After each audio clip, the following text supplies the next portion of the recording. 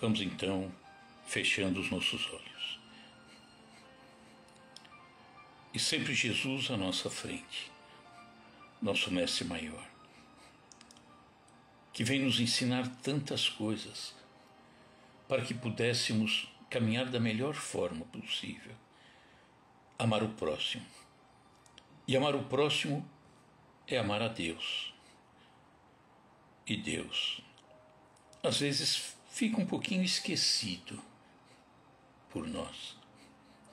Ficamos nos grandes conflitos. A religiosidade nossa, clamando por conversar com Ele, agradecer a Ele tudo o que faz por nós. Mas às vezes, as convenções humanas, as religiões, acabam engessando um pouquinho esse sentimento tão bonito, tão puro, tão íntimo entre nós e o Pai.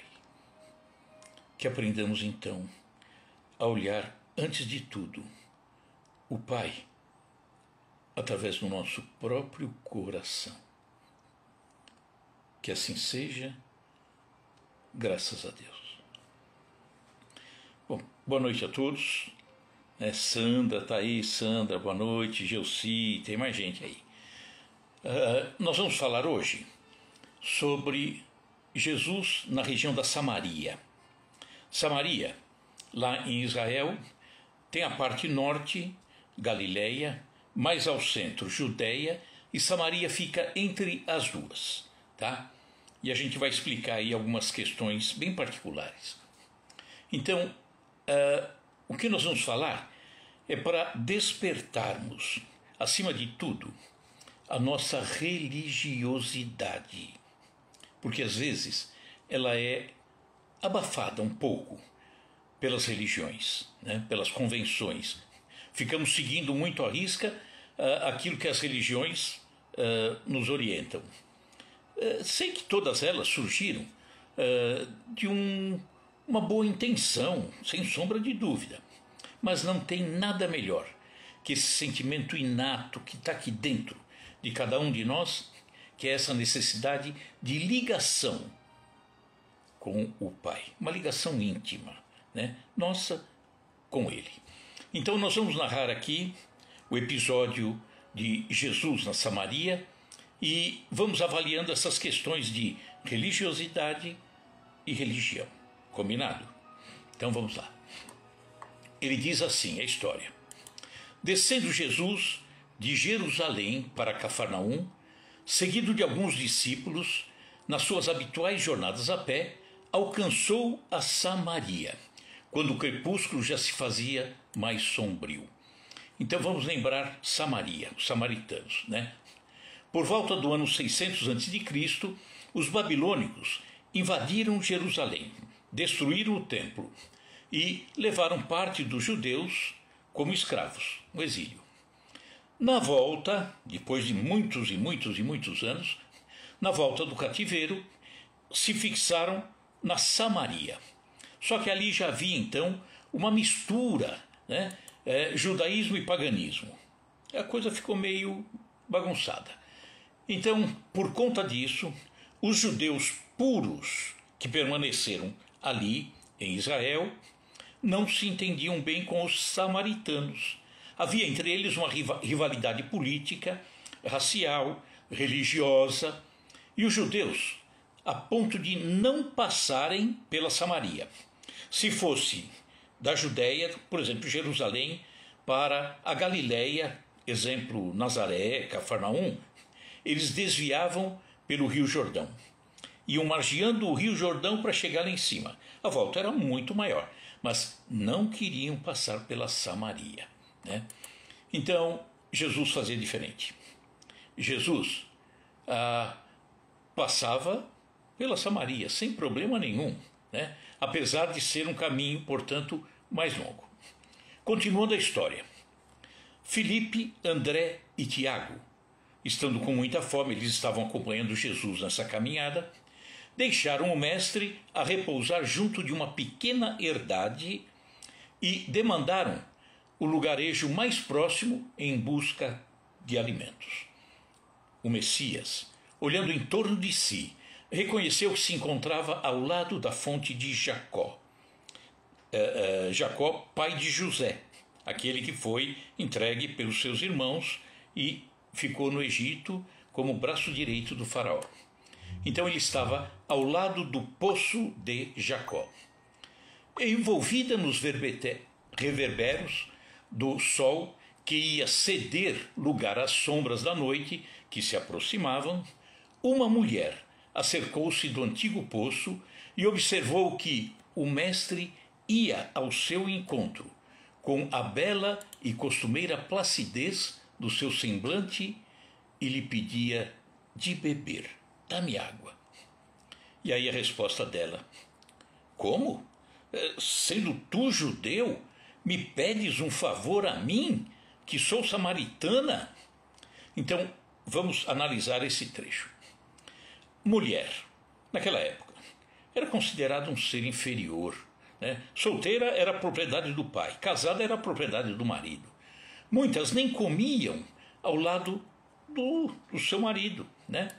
Na sinagoga, os homens faziam a sua adoração lá na frente. As mulheres ficavam lá no fundo, separadas. O homem judeu, na rua, ele nunca dirigia a palavra a uma mulher. Não, nem cumprimentava. Um senhor, por exemplo, um dono de uma propriedade, alguém rico, não pedia a um escravo judeu, porque existia também escravo judeu naquela época, para lavar seus pés. Não pedia. Um judeu, um homem judeu, pedindo para um escravo judeu para lavar os pés. Era uma tarefa indigna, né? A mulher judia lavava. Aí ela lavava os pés. Vamos lembrar aquele gesto de Jesus, no dia em que ia ser entregue, quando ele se ajoelha e lava os pés dos discípulos. Olha que gesto, né? Jesus não deixava a coisa parada não, né?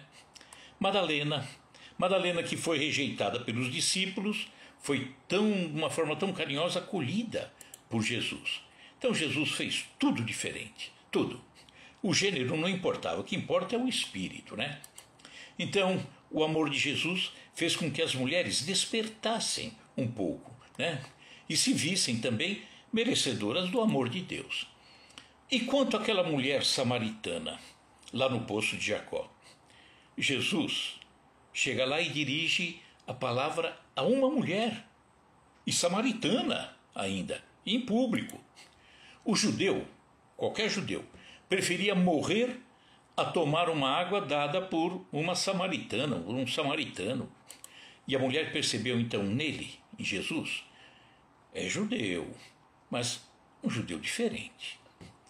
Vamos continuar a história.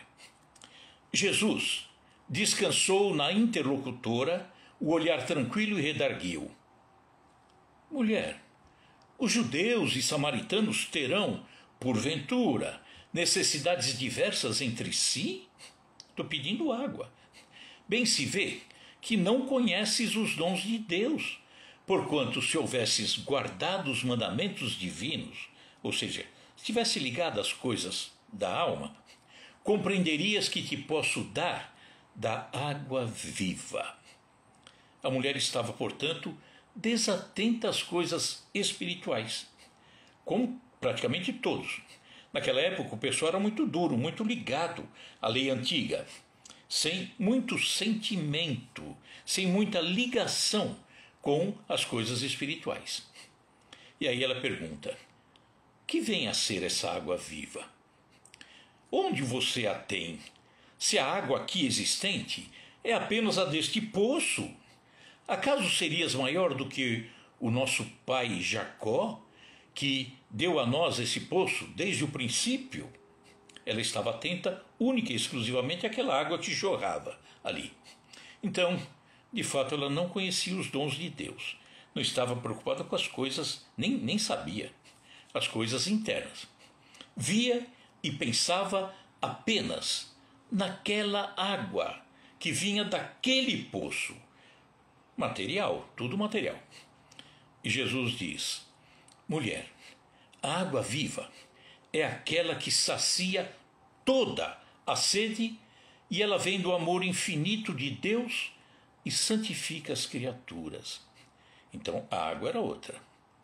E envolvendo a samaritana no doce magnetismo do seu olhar, continuou: este poço de Jacó secará um dia. No leito da terra, onde agora repousam as águas claras, a serpente poderá fazer seu ninho. Não sentes a verdade de minhas afirmativas ante a tua sede de todos os dias? Você não sente essa sede?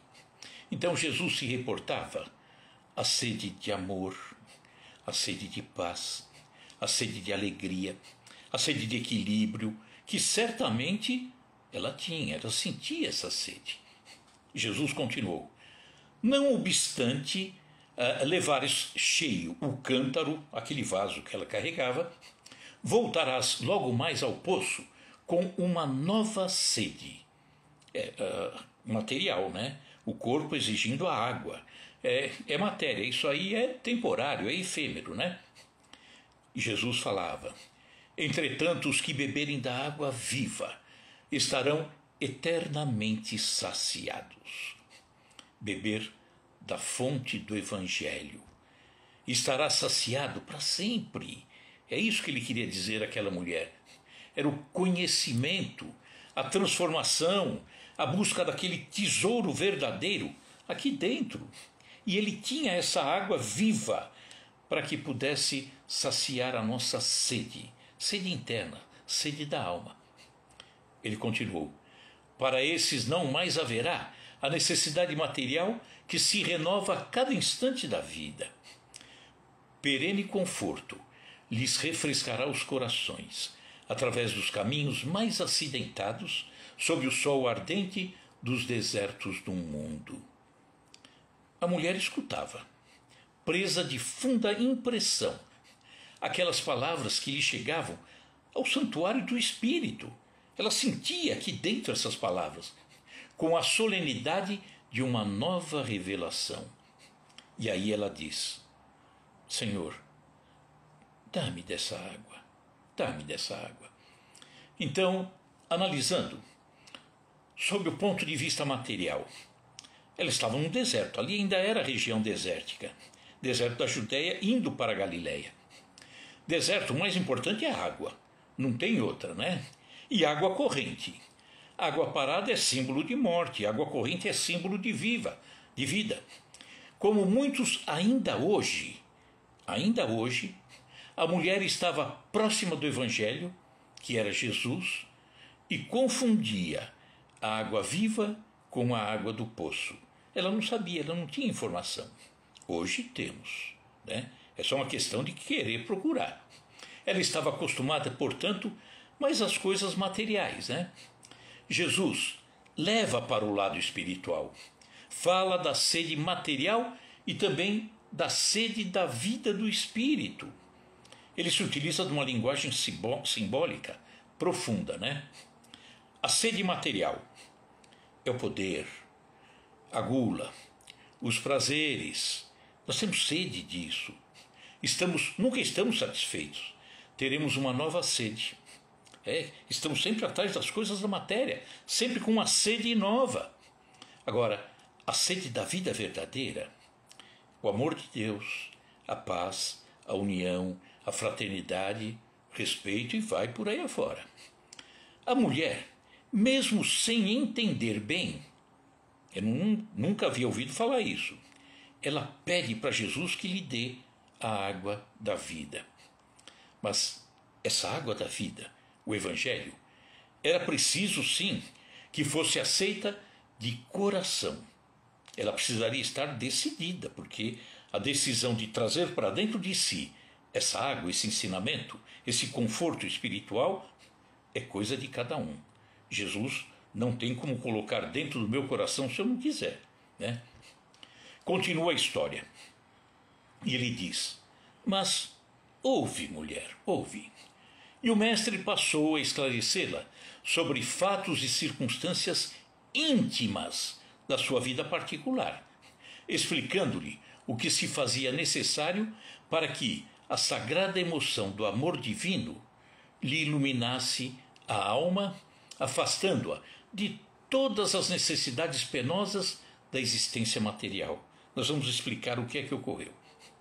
Observando que não havia segredos para Jesus, ele tocou nessa parte íntima do sentimento dela, a samaritana chorou e respondeu: Senhor, agora vejo que és de fato um profeta de Deus. Meu espírito está cheio de boa vontade. Olha que beleza. Ela já tinha o espírito cheio de boa vontade, procurando alguma coisa melhor para si. Não sabia exatamente o que. E desde muito penso na melhor maneira de purificar a minha vida e santificar os meus atos. Ela estava incomodada. Não sabia bem o que e como resolver isso, mas ela estava tocada no íntimo. Então, ela não fazia, obviamente, tudo certo, como nós não fazemos, né? Não fazia tudo certo, mas já buscava acertar.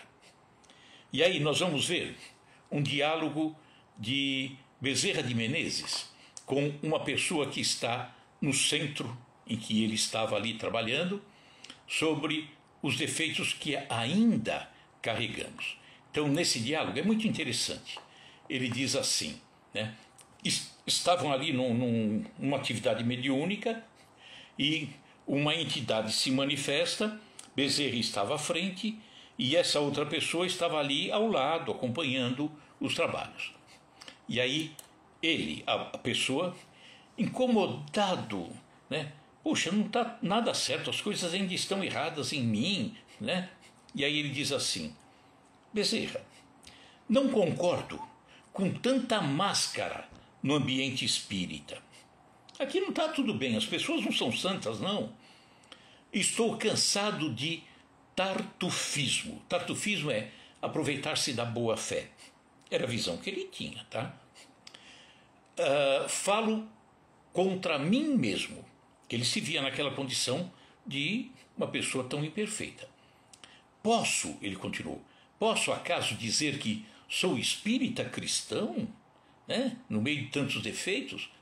Vejo-me fustigado por egoísmo, intolerância, avareza, ciúme. Cometo desatenções, disparates. Frequentemente estou caído na maledicência, na cobiça, na desconfiança. Nem a propensão para ressentir-me. Quando menos espero, estou me chafurdando nos erros da vaidade, do orgulho. Que coisa! Ofensa ao próximo. Eu ofendo ainda. Ambição mora comigo. Ele falou tudo que incomodava. A crítica, o despeito, a maldade.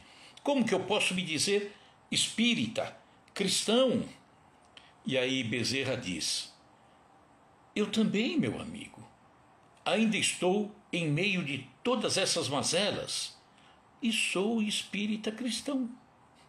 E aí o rapaz pergunta: mas como assim, Bezerra? Como? E aí ele diz: olha, todas essas qualidades negativas ainda me acompanham. Só existe, porém, um ponto, meu caro, que não posso esquecer. É que, antes de ser espírita, cristão, eu fazia força para correr atrás de todas elas. Eu gostava de ser vaidoso, isso e aquilo e tal. E agora que sou cristão e espírita, faço força para fugir delas todas. E é isso que faz a diferença, né? Interessante. É o caso da mulher. A mulher estava incomodada. Ela só queria realmente entender, né? E ter um caminho melhor. Continuando ainda na história. E a mulher falando: entretanto, é tal a confusão que observo em torno de mim, confusão, que não sei como adorar a Deus, né? Olha o tumulto criado pelas convenções humanas, né? Eu não sei como adorar a Deus. Ele está aqui no nosso peito, né? E as diversas religiões orientando, faz de um jeito, faz de outro, é dessa forma. Boa vontade, mas não dá para dizer o que é, né?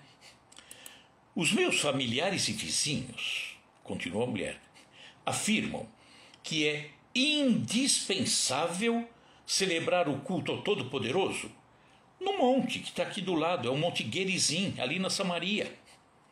Vocês, judeus, apontando para Jesus, nos combatem e asseveram que nenhuma cerimônia terá valor fora dos muros de Jerusalém. Olha a confusão.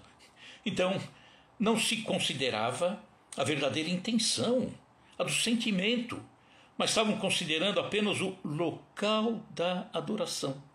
Tem que ser dentro de Jerusalém, não pode ser no alto desse monte, né?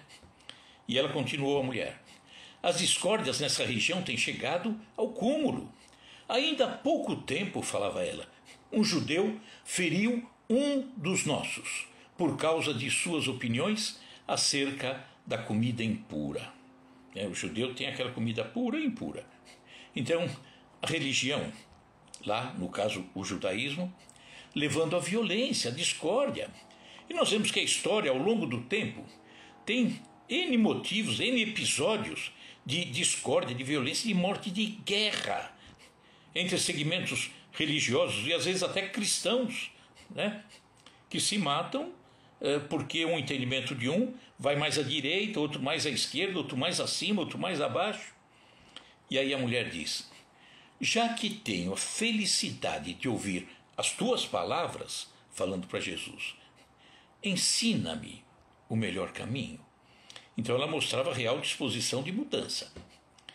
O mestre observou-a e, compadecido, exclamou: você tem razão, mulher. As divergências religiosas têm implantado a maior desunião entre os membros da grande família humana. Entretanto, o pastor, era ele, o pastor, vem ao redil para reunir as ovelhas que os lobos dispersaram. É verdade, afirmo-te, que virá um tempo em que não se adorará a Deus, nem neste monte, o Gerizim, que era ali na Samaria, nem no templo suntuoso de Jerusalém, porque o Pai é espírito, e só em espírito deve ser adorado. Então, haveria um tempo, chegaria um tempo, em que o homem não ficaria mais subjugado a essas convenções humanas, ditadas pelas religiões, seja por o quê, mas ficaria ligado ao seu próprio coração, ligado ao Pai internamente, amando o Pai, fazendo sua vontade em espírito e verdade. E continuou Jesus: por isso, venho abrir o templo dos corações sinceros, para que todo culto a Deus se converta em íntima comunhão entre o homem e o seu Criador. Íntima comunhão, íntima. Suave silêncio se fez entre ambos. Enquanto Jesus parecia sondar o invisível com seu luminoso olhar, a samaritana meditava. Então vamos ver o que se passou. Jesus mudou a estratégia. Pede para que ela chame seu marido. Ele diz: Senhor, dá-me dessa água para não sentir mais sede e não ter que vir aqui para pegar de novo. Ela estava presa à água material. E aí ele vai chamar para o lado espiritual. E ele fala o quê? Mulher, vai e chama teu marido. Não tenho marido? É verdade, você disse a verdade. Você não tem marido, mas você já teve 5, né? E nem sequer está casada com esse atual. Ah, senhor, o senhor só pode ser profeta, né? Viu que ele tinha algo diferente. Jesus não queria mexer com o sentimento, a intimidade daquela mulher, de forma nenhuma, né? Mas queria tocar o coração dela. A samaritana percebeu então a superioridade de Jesus e afirma que ele era um profeta, que não mentia, não precisa se justificar, falava a realidade. Então ela, levando a questão para o campo do espírito, pergunta: olha, nossos pais adoravam a Deus no Gerizim, vós dizeis que é em Jerusalém. Era uma dúvida profunda que ela carregava. Subir a um monte para adorar a Deus era um costume de longa data e judeu, mas eles de certa forma continuavam judeus também, né? Então, para adorar a Deus, eles subiam no monte, era se aproximar de Deus, né? E para os samaritanos adorarem lá nesse Monte Gerizim, já que eles não podiam ir a Jerusalém, lá no templo, eles construíram bem no topo uma edificação e lá eles adoravam. É como se fosse um templo, né? Então ali aquela adoração era uma mistura de uma adoração judaica com uma adoração pagã. Por isso que Jesus afirma que nem no monte onde acontecia essa mistura judaica e pagã, nem no templo em Jerusalém, que era só judaísmo, Deus seria adorado no futuro. Seria adorado aqui, internamente, com sentimento, com o nosso sentimento de religiosidade. Então, adoração aqui no íntimo, no coração, em espírito e verdade. E isso independe de locais específicos, de rituais específicos, nada exterior, só o sentimento. Mas nós sabemos da interferência dessas instituições humanas nessa relação para com Deus, né? As religiões, enfim, criaram então rituais que engessaram a religiosidade. Ela ficou amarrada. Então, estamos muito mais preocupados com os eventos religiosos e muitos esquecidos do sentimento interno, a religiosidade. Muitos ainda acreditam que o poder místico é que leva as pessoas a Deus, né? Então não é preciso dízimo, ritual, cerimônia, e sim modificação interna. É bom, é bonito agregar as pessoas, se unirem, isso dá força, mas sempre olhando para dentro, né? Isso que é o necessário. Então, nesse momento, Jesus fala também do Cristo que viria, que era ele, estava se revelando ali. Nesse instante, a mulher deixa o cântaro no chão, o vaso que ela pegava água, e busca trazer as pessoas, parentes, amigos. Então, simbolicamente, nós podemos dizer que ali ela largava as coisas materiais, ela largou o cântaro, que era para pegar a água dali da fonte, e vai buscar as pessoas. Ela agora estava sentindo a água viva no coração. Continua a história. Daí, alguns instantes, acompanhados de grande número de populares, chegavam os discípulos que estavam com Jesus, que tinham ido comprar alguma coisa na cidade. Admirando-se todos de encontrarem o Messias em conversação íntima com uma mulher, né?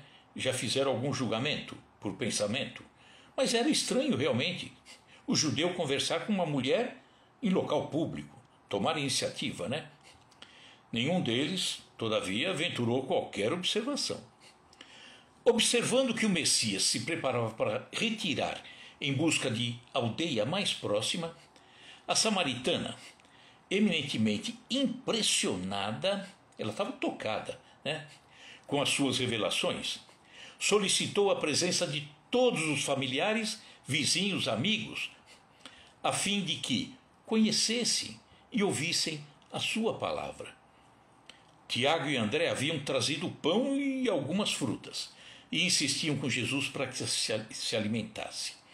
O mestre, porém, aproveitou um instante para mais uma vez ensinar o caminho do reino com as suas palavras amigas, compondo parábolas singelas.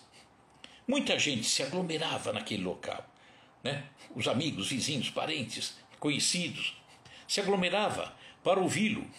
Eram viajantes que demandavam de regiões diferentes, a par de grande grupo de samaritanos de opiniões exaltadas.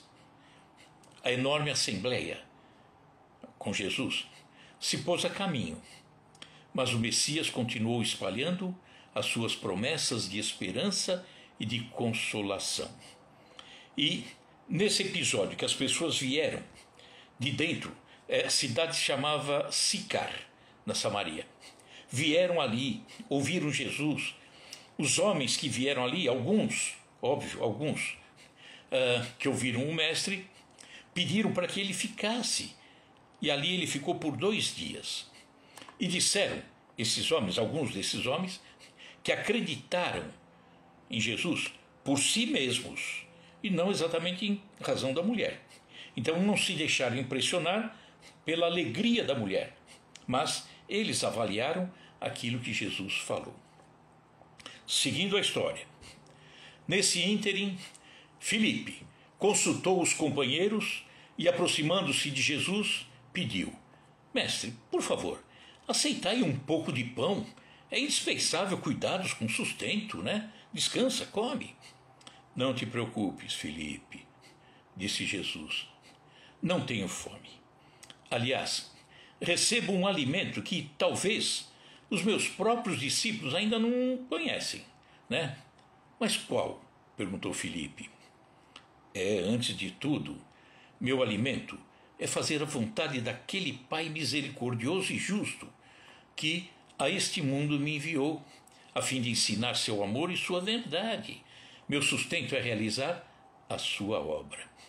Então aí nós vemos novamente Jesus nos deixando claro a questão do alimento espiritual e do alimento material. Ele estava agora se reportando: não tenho fome do alimento material, mas a minha fome é do espiritual. Quero distribuir esse alimento. Assim como ele falou da água viva e da água material. Continuando, Filipe disse: é verdade. Olha, olhando a multidão, Filipe falava para Jesus, que os acompanhava, né? Vede melhor os corações e não podemos perder esta oportunidade de divulgação da boa nova, mestre. Levaremos para Cafarnaum mais este triunfo, a visão material, né? Porque é incontestável que obtiveste aqui, entre os samaritanos, um dos nossos maiores êxitos, falou Filipe. Era visão limitada. Limitada à coisa da matéria, a coisa aqui, do dia a dia, né? Das aparências. Tiago e André ouviam silenciosos esse diálogo. Às palavras entusiásticas do mestre, ou do apóstolo, o mestre sorriu e acrescentou: Filipe, não é isso propriamente o que me interessa, né? Ter êxito, não é isso. O êxito mundano pode ser olha o exemplo, o êxito mundano pode ser uma ondulação de superfície. Por que ondulação de superfície? Veja um lago. O vento bate, a água ondula, mas ela não agita nada. O lago embaixo continua o mesmo, só em cima que deu uma onduladinha de nada, né? Então ele diz: o êxito mundano pode ser uma ondulação de superfície, não atingiu o fundo, não atingiu o íntimo das pessoas. O de que necessitamos, falou Jesus, em todas as situações, é entender o que o Pai deseja de nós. É isso que é preciso. Eu não quero reconhecimento, êxito, não, quero entender o que Ele espera de mim. Como todo o seu anelo é do bem, falou Jesus, eu trabalho, mas sem me prender ao anseio de vitórias imediatas. Imediatas. O resultado do plantio virá com o tempo, né? A colheita vem com o tempo, não é imediata. E dirigindo o olhar para a turba compacta dos seus seguidores, aqueles que estavam acompanhando Jesus, os 3 discípulos caminhando e aquela turba em volta, andando, acompanhando, ele exclama para os companheiros: acaso poderemos admitir que já somos compreendidos? Calemo-nos por alguns instantes, pessoal, a fim de ouvirmos a opinião dos que nos seguem os passos. Então, todo mundo caladinho, os 4, Jesus e os 3 discípulos. Não vamos falar nada, vamos ouvir. Fez-se silêncio então entre eles e os três discípulos, né? De modo que podiam ouvir distintamente os diálogos travados entre aquelas pessoas que estavam acompanhando, tá? Então, nós vamos em seguida ver pessoas que estavam perto dele, sem estar com ele. Pessoas que haviam ouvido e que nada entenderam. Seguidores e cortejos que não tinham entendimento quanto ao objetivo. Pensamentos desalinhados com aquele momento. Coisas que acontecem nos dias de hoje. Pessoas que seguem cortejos, pessoas que comparecem a determinados locais, mas às vezes não estão buscando nada, né? Tem uma narrativa, uma história de Emmanuel, que ele diz que, um dia eu vou contar, se bem que eu já contei antes, que Jesus está na porta de todos os templos, para cada um que entra. É como se ele perguntasse para cada um que entra: o que você está buscando? Muitas vezes as pessoas não sabem nem o que estão buscando, né? Então aí é um pouquinho complicado. Então aí nós vamos ouvir os comentários das várias pessoas que acompanhavam Jesus e os 3 discípulos. E aí um diz assim: acreditas que seja esse homem o Cristo prometido? Aí o outro diz: de minha parte, não aceito semelhante impostura. Esse Nazareno é um explorador da piedade popular. Aí vem um outro: é certo, é isso mesmo. Mesmo porque, em sua terra, não chega a valer um denário. Pelos próprios parentes, é tido como inimigo do trabalho. E a quem duvide de sua preguiçosa cabeça. Olha os comentários, né? Estavam acompanhando Jesus, mas a cabeça não estava no ensinamento de Jesus, né? É meio estranho. Aí, uma mulher, já numa certa idade, falando para sua filha: é um louco de boa aparência, filha. Pelo menos essa é a opinião que já ouvi de habitantes de Cafarnaum, que é onde Jesus estava morando. Entretanto, continua a mulher, cá para mim, acredito que seja um grande velhaco. Por que se meteu com pescadores quando alega ser tão sábio? Por quê? Por que não se transfere para Jerusalém ou mesmo para Tiberíades? Eu fico lá em Cafarnaum, né, um lugar humilde. Bem sabe a razão disso, né, filha? Lá encontraria homens cultos que lhe confundiriam a presunção. Comentário sobre Jesus. Mais próximo dele, um rapaz se vira para um outro e diz: você viu? Quando chegamos, foi ele achado sozinho com uma mulher. Que te parece essa circunstância? E o outro respondeu: certamente desejava salvá-la ao seu modo. Outro comentário: esse homem é um espertalhão orgulhoso. Só faz milagres junto das grandes multidões para que sintam virtudes sobrenaturais nas suas mágicas. E aí vem outro: e não tem caridade. Não tem caridade nenhuma esse homem. Nazareno não tem caridade nenhuma. Pois ainda há pouco tempo, quando o procuraram em Cafarnaum para um sinal do céu, ele fugiu para um monte, sob o pretexto de fazer orações. Bom, outros surgiram. Então a noite começava a cair, e no alto brilhavam as primeiras estrelas. Jesus sentou-se com os discípulos, à margem do caminho, para um momento de repouso. André, Tiago e Felipe estavam espantados com tudo aquilo que tinham visto e ouvido. Aparentemente, o mestre fora aureolado de imenso êxito. Entretanto, verificaram a profunda incompreensão do povo. Foi então que Jesus, com a serenidade de todos os instantes, os esclareceu, cheio de sua bondade, falando: Não vos admireis da lição deste dia. Não se admirem, não. O ocorrido foi triste, sem sombra de dúvida, mas é algo que acontece nos dias de hoje, com frequência nos dias de hoje. Pessoas que se dizem religiosas, seguidoras, tal, mas acontece ainda, né? E ele continuou: quando veio João Batista, procurou o deserto e ele se nutria de mel selvagem.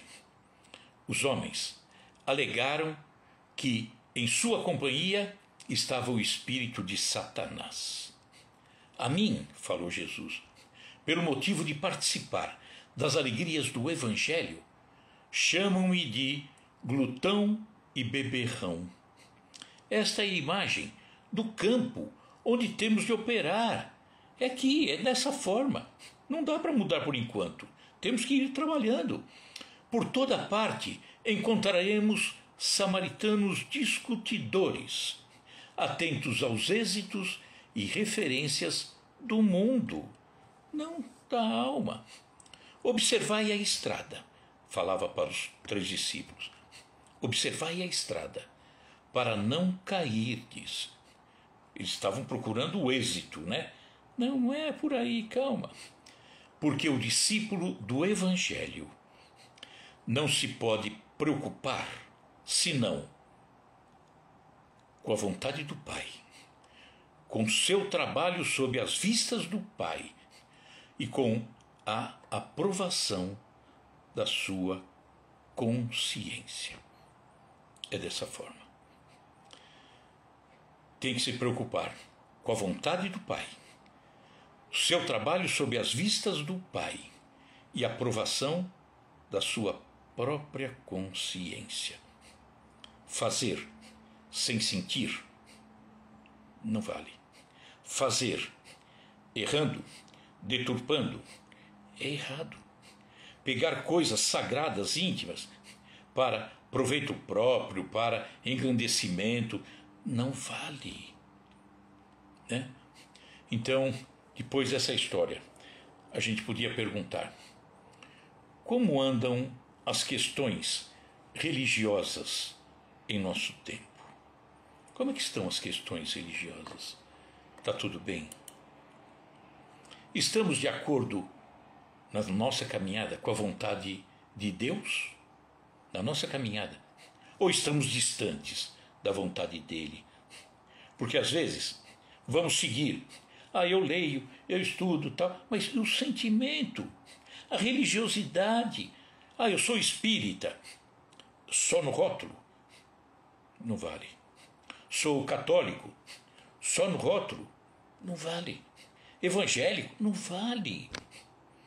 Sem o sentimento, eu posso dizer o rótulo que for, mas eu não sou nada, porque a minha religiosidade está morta, né? Não está fazendo nada.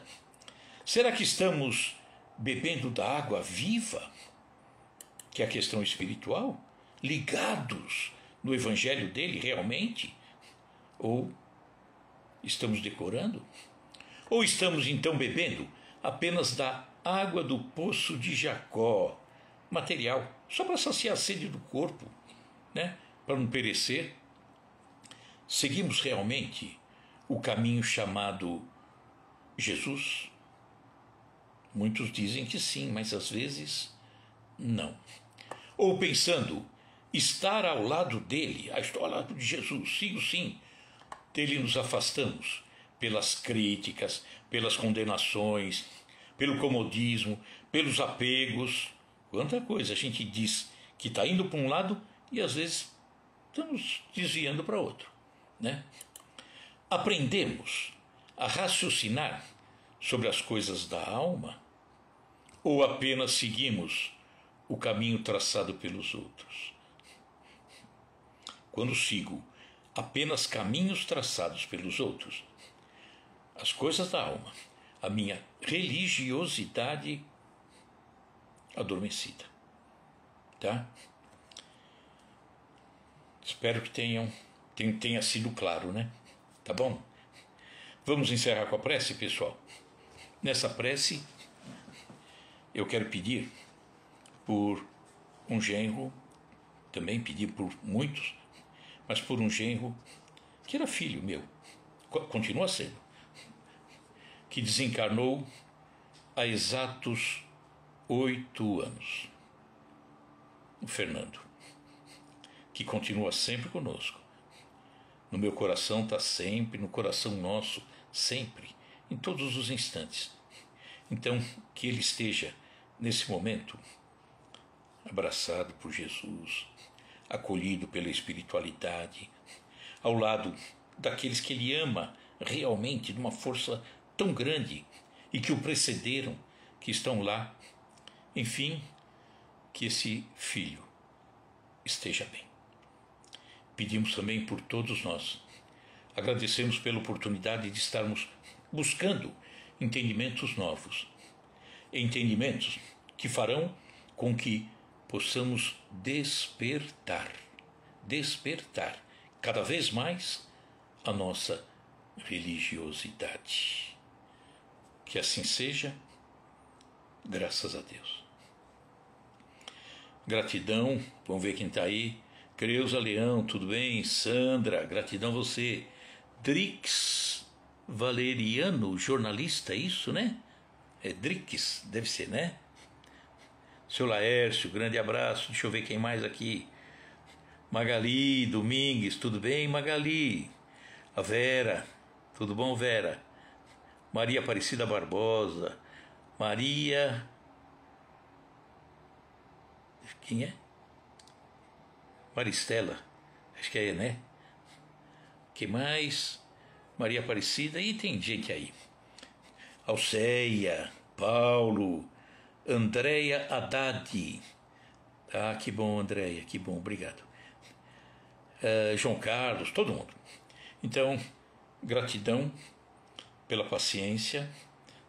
Vamos refletir sobre esse texto, né? E alimentar cada vez mais nossa religiosidade. Não significa que a religião não seja boa, ninguém falou isso, né? Mas que a gente tenha, através da religiosidade, ferramentas para analisar aquilo que se apresenta à nossa frente. Aquilo que eu posso entender como bom, aquilo que eu não posso entender como bom. É assim também dentro da doutrina espírita. Fé raciocinada dentro da doutrina. Eu vejo, isso é bom, pego. Isso aqui, não, isso aqui eu não gostei muito, põe de lado, né? Nós temos que ter esse discernimento. Nós temos o livre-arbítrio. Combinado, pessoal? Muito obrigado e semana que vem, se Deus quiser, juntos de novo, tá bom? Bom fim de semana, pessoal. Muito obrigado, viu? Tchau, tchau. Fiquem com Deus.